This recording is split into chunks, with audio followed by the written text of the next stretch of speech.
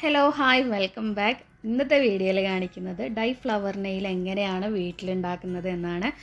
അപ്പോൾ നമ്മൾക്ക് കേക്കൊക്കെ ഉണ്ടാക്കുമ്പോൾ അത് ഡെക്കറേറ്റ് ചെയ്യാൻ എന്തായാലും ഫ്ലവർ നെയിൽ ആവശ്യമാണ്. അപ്പോൾ ഇനി ഞാൻ കുറേ അന്വേഷിച്ചിട്ട് എനിക്ക് കിട്ടിയില്ല. അപ്പോൾ ഞാൻ ഒന്ന് ട്രൈ ചെയ്ത് നോക്കിയതാണ്, പക്ഷേ സക്സസ് ആയിട്ടോ. അപ്പോൾ നിങ്ങൾക്കും കൂടിയിട്ട് ഒന്ന് ഷെയർ ചെയ്യാമെന്ന് വിചാരിച്ചു. അത് എങ്ങനെയാണ് ഉണ്ടാക്കുന്നതെന്ന് നോക്കാം. അതിന് വേണ്ട ഐറ്റംസ്: ഒരു പീസ് കാർഡ്ബോർഡ് വേണം, പിന്നെ പെൻസില്, അതുപോലെ ഒരു സ്റ്റിക്ക് വേണം. അപ്പോൾ അതേപോലത്തെ സ്റ്റിക്ക് ഇല്ലയെന്നുണ്ടെങ്കിൽ നമ്മുടെ നാട്ടിലൊക്കെ ഈർക്കിളി ഉണ്ടല്ലോ, അതെടുക്കുക. അതല്ലാന്നുണ്ടെങ്കിൽ ഒരു മരത്തിൻ്റെ കമ്പ്. അപ്പോൾ എടുക്കുമ്പോൾ എന്താ ചെയ്യുകയെന്ന് വെച്ചാൽ സ്ട്രെയിറ്റ് ആയിട്ടുള്ളത് നോക്കിയെടുക്കുക.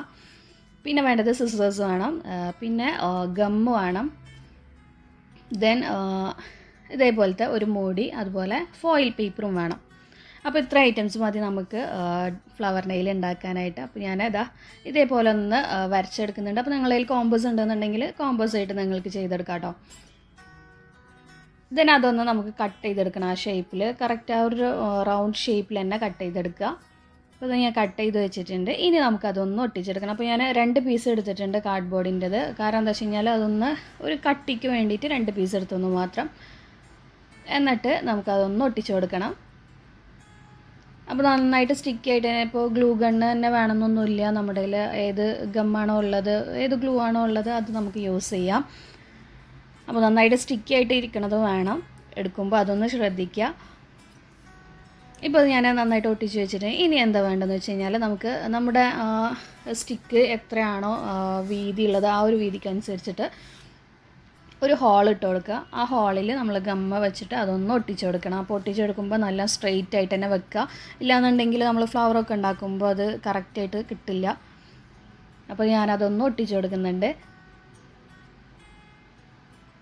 കുറച്ച് നേരം ഒന്ന് സ്ട്രെയിറ്റ് ആക്കിയിട്ട് തന്നെ പിടിക്കുക കേട്ടോ.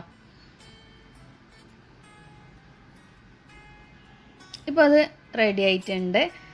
ഇനി എന്താ വേണ്ടതെന്ന് വെച്ച് കഴിഞ്ഞാൽ നമ്മൾക്ക് ഫോയിൽ എടുത്തിട്ട് ഫോയിൽ അതൊന്ന് കവർ ചെയ്ത് കൊടുക്കുക. ബാക്കി ഒന്ന് മുകൾ ഭാഗം നന്നായിട്ട് നല്ലൊരു എന്താ പറയുക, ചുളുങ്ങാത്തൊക്കെ വിധത്തിൽ ചെയ്തെടുക്കാം കേട്ടോ മുകൾ ഭാഗം. താഴത്ത് പിന്നെ എന്തായാലും കുഴപ്പമില്ല, ബാക്കിയുള്ള പീസ് വേണമെന്നുണ്ടെങ്കിൽ നമുക്ക് കട്ട് ചെയ്ത് മാറ്റുകയും ചെയ്യാം. അപ്പോൾ വീഡിയോയിൽ കാണുന്നത് പോലെ തന്നെ ചെയ്തെടുക്കുക.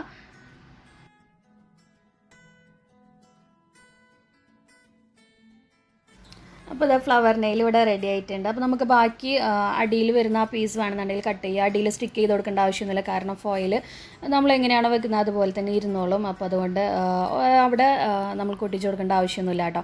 ബാക്കിയുള്ള പീസസ് നമുക്ക് അങ്ങനെ പൊന്തി നിൽക്കുന്നുണ്ടെങ്കിൽ അതൊക്കെ ഒന്ന് കട്ട് ചെയ്ത് മാറ്റി കൊടുക്കാം. അപ്പോൾ ഇതാ ഫ്ലവർ നെയിൽ ഇവിടെ റെഡി ആയിട്ടുണ്ട്. അപ്പോൾ നിങ്ങൾക്ക് ഈ വീഡിയോ ഉപകാരപ്പെട്ടെന്ന് വിചാരിക്കുന്നു. നിങ്ങൾക്ക് ഈ വീഡിയോ ഇഷ്ടപ്പെട്ടെന്നുണ്ടെങ്കിൽ please do subscribe, like and share. Thank you so much for watching. By.